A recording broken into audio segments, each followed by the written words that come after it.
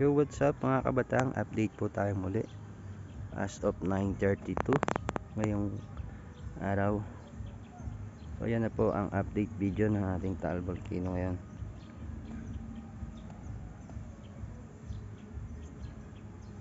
Maliwalas na po siya. Wala pong ismag sa kapaligiran ng Taal Volcano.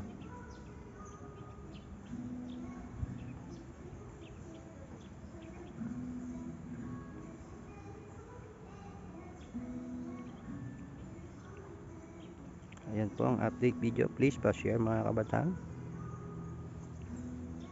And pa-follow na rin po sa mga hindi pa nakapag-follow.